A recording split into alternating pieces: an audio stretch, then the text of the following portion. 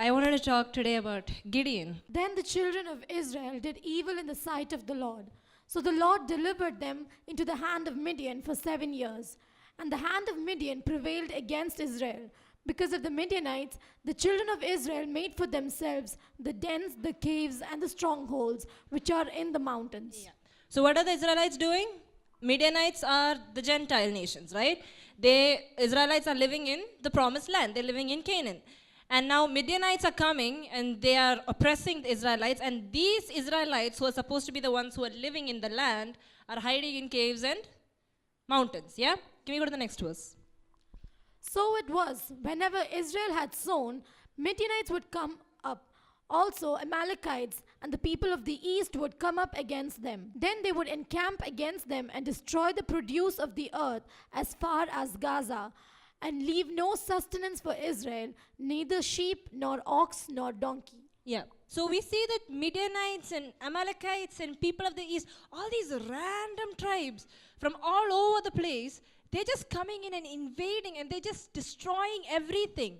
Like the crops, they were destroying all the way up to Gaza and they were leaving nothing for the Israelites. How many of you had a season where it looked like everything was falling apart? Your job, your finances, your family, your health, everything seems to be falling apart. Every area is under attack. All the things that you have been working on, all the promises that you are experiencing, all of a sudden just fell through. How many of you had an experience like that, like just how the Israelites are having? Yes. How many of you have hidden in caves and mountains? How many of you have gone into your bedrooms crying, just heartbroken at what is happening? How many of you have had a moment where you're just standing in the middle of the road, just completely confused as to what is happening in the land that God has given me? And that's exactly what the Israelites are going through. So this is just context to what God does. I just want to show you the Israelites were absolutely broken. And then in the middle of that, there's a Gideon. And who was Gideon? He was a valiant warrior, exactly. As God called him, he was a valiant warrior. But who did he refer to himself as? The weakest. And weakest, what kind of weakest? Okay, so we have the Israelites, who are like the weakest in the entire region. Yeah? They are oppressed. They are the refugees in their own country. And then you have the weakest tribe. So this is Gideon describing himself. So you have a weak nation. You have a weak tribe, Manasseh. You have a weak family in the weakest tribe. My family is the weakest among all of the tribes in Manasseh. And then you have the weakest in the family, Gideon, who is the youngest. So basically, Gideon is down there, absolutely pointless, absolutely worthless, absolutely destroyed, the one who's overlooked. And where do we find Gideon in the story? What is he doing? He's threshing wheat in a wine press. What's a wine press for? For wine. What is he doing? Threshing wheat in a wine press. How many of you have had plan A breakthrough, so you're working with plan B, and you're working with plan C, to the point where you're using something which is not meant to be used in that way, and you're just trying to put things together, you're trying to make ends meet. Okay, this thing here, okay, it's fine, I don't have wine, it's fine, unless I have wheat, I have a wine press, I will take my wheat, I will put in my wine press, and I'll just keep working here in the cave, all by myself, me being the least, in the least, in the least, in the least, me the least. And then what does God call him? Valiant warrior. Everything about Gideon was telling him the opposite. But God calls him everything that is opposite to. Go in this might of yours, and you shall save Israel from the hand of the Midianites. Have I not sent you? Go in this might of yours. A might that Gideon doesn't see yet. Absolutely not. He says, go in this might of yours. Have I not sent you?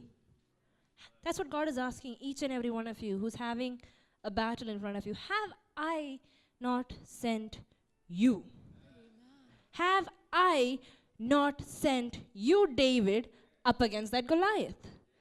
Am I not the God who has brought you up out of Egypt? Am I not the God who has split the Red Sea for you to go and take down the wall of Jericho? Have I not sent you? So why aren't you going in this might that I have given you? On the inside, strength of the inner man will overcome everything on the outside. This generation around you is not looking for money. It is not looking for anything but courage and peace and joy, because this is exactly what the world is lacking. The world is looking out on all these nations around them, and everything seems to be falling apart. All the rich nations are falling apart. Climate is crazy. There's heat waves on one side, cold waves on the other. Everything is falling apart. And in the middle of that, can we be valiant warriors who know the strength that God has given them? Are we going to be warriors who are going out in the might that God has given us? Why? Because He has sent you out into the world against the Midianites who are coming and oppressing you, against the Midianites who's coming and destroying everything that you have been built, against the Midianites who are trying to challenge you in your own promise, in your own workplaces, in your own careers, in your own academics. God has placed you in each of those places, and you have Midianites coming and challenging you. You're not supposed to be stuck there with your wheat and your wine press. You got to step out with God, because He has sent you. And He is not a God who will let you take the journey by yourself. And that is what we see God do. Can we go to 36 to 40? We see that Gideon, you understand, he's the youngest. And younger ones generally have somebody who goes ahead of them, like the elder ones. They go and they do everything for them. They get everything ready. And younger one, I'm a younger one. So I kind of know what it's like to be the younger one. We don't usually have to try things out, because our elder ones usually try it out for us. So there is this, we are like always a little bit more like less confident than the elder ones who've gone ahead. And that's exactly what Gideon does. He is not entirely confident about what God has called him to do. And God takes him on this incredible journey of confirmation. He gives him exactly what he asks for. And that's what we see in the 36. So Gideon said to God, "If you will save Israel by my hand, as you have said, look, I shall put a fleece of wool on the threshing floor. If there is dew on the fleece only, and it is dry on all the ground, then I shall know that you will save Israel by my hand, as you have said." And it was so. When he rose early the next morning and squeezed the fleece together, he wrung the dew out of the fleece, a bowl full of water. So what does God do? He puts the dew on the, makes what dry? Yeah. So, and to the extent when he wrung out the fleece, he got a bowl full of water. Can you imagine something so wet not soaking up the ground? It has to be God, right? And Gideon is like, that's Gideon's proof. He got it, right? Now, in hindsight, when you look at it, you'll be like, okay, Gideon got his confirmation. Great. He should move ahead, right? What does he do? He asks for another sign. This time he switches it. He's like, let the fleece be dry, let the ground be wet. Gideon asked God for help in believing what God wanted to do in his life. Each and every one of you will have a calling that is much greater than what you can imagine. It is going to be out of your depth, because it is going to be in His sustenance. And there is a process that God takes you through, getting you ready for that battle with the Midianites.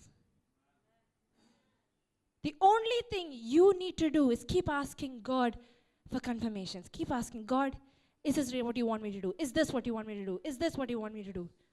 As long as you are there faithful, believing that God is talking to you, believing in that small place of prayer where you're just conversing with God, as long as you're there with God, you're good. You're good. Because there's too many people outside in the world, they hear the calling, they get scared, they run away. They don't even turn back and look. That's not what Gideon is doing here. Gideon is staying there, fighting for the hope that this is what God is telling me this is God himself, the God of Israelites, the God who has done so many miracles that my people are talking about. This very God is talking to me out of everybody in the nation. Is he really? He's standing there willing to listen. He's standing there willing to hear the voice of God. And that is all it takes. I'm telling you, that is all it takes. Surrender. Just surrender to listen to what God is telling you. Listen to what God is speaking over you. Listen to him calling you a valiant warrior. While Gideon was there asking God for confirmations, God, is this really me that you're asking to do this? Is this really the God of my people, the God of my parents, the God of my generations? Is this the God that is asking me to do this? He said yes. He proved it to him again and again and again through confirmations, through miracles that cannot be explained by science. And then God cleans out. And Gideon says yes. So he goes and he destroys the altar that his father built to Baal and the other gods. And then he built instead an altar for the Lord Jehovah. And then he does sacrifices on it.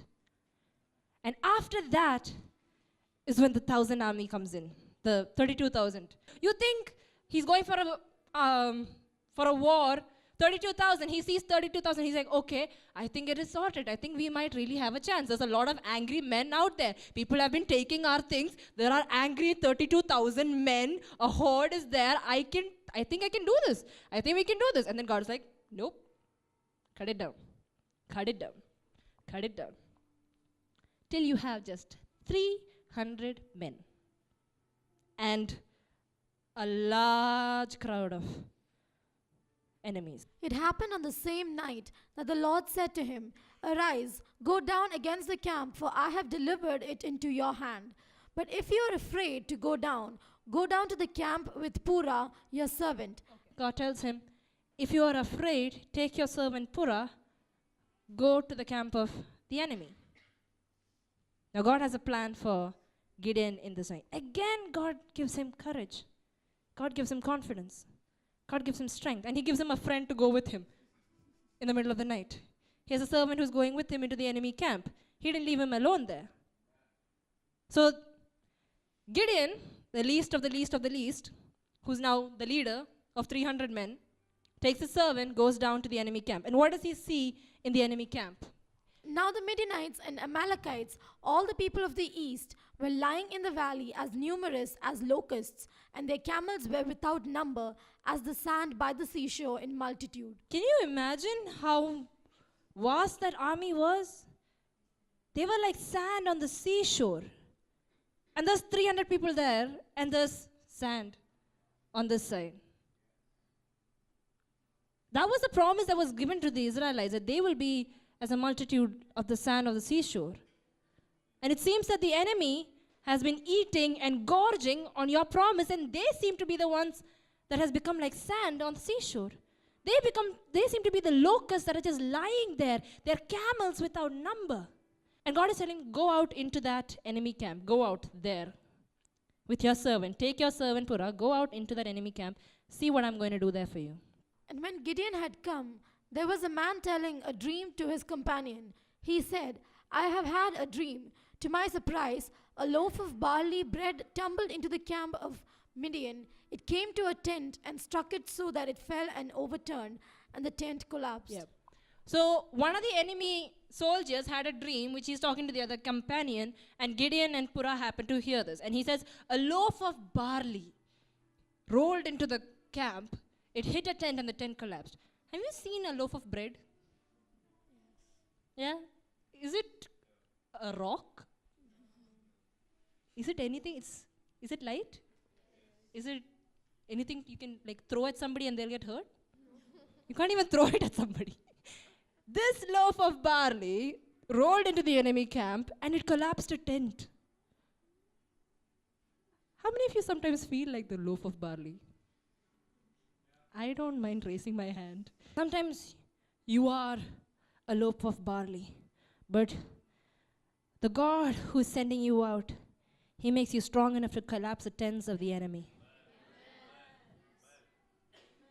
And And you see that as you go down in this chapter, we see the enemies, they started freaking out. They got so scared. And the companion who heard the dream, he says, this is exactly about Gideon. It's about the Israelite. The only time you should ever listen to the enemy is to hear him freak out about you. So Gideon goes back. The verse says he fell on his knees and worshipped God, and then he goes back to his company. And do you know what he did? He calls the 300 people. So you would imagine swords, knife at least, shield, at least for like defense, not offense. You know what he gives them? He gives them trumpets. Second thing, he gave them clay jars or pitchers, which are giant clay jars. And then he gives them a torch. He lights the torch, he puts the jar on the torch. So you would imagine if you give somebody a torch that they're supposed to use it to see and walk, right? He covers the light with the jar and gives them trumpets and is sending them out to battle with numerous men with trumpets and a hidden torch. Underprepared. First of all, he found 300 people. God separated out 300 people who were as mad as Gideon to go out into war with all the things that they've given. He gave Gideon the people he needed.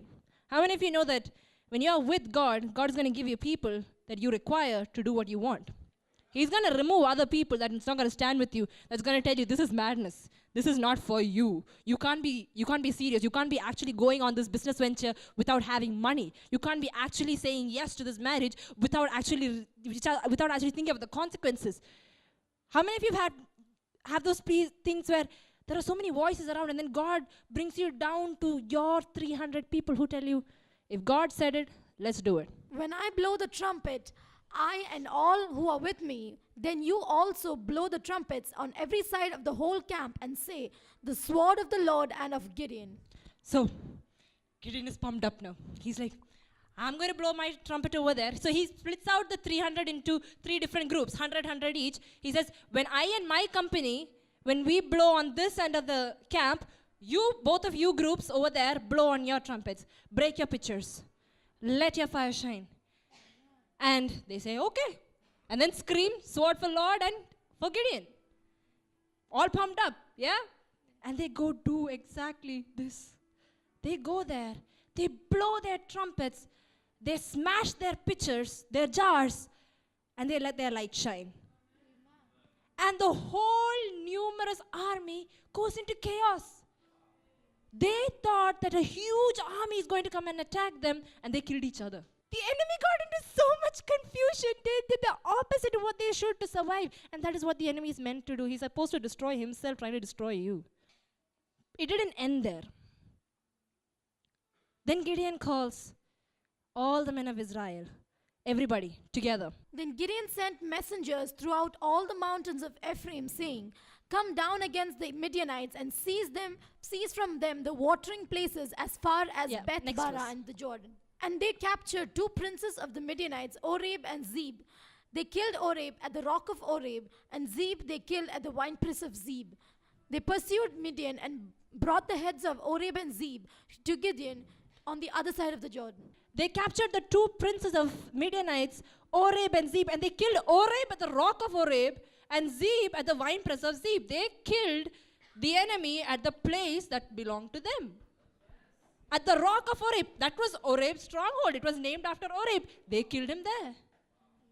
That was Zeb, that was his winepress. They killed him there.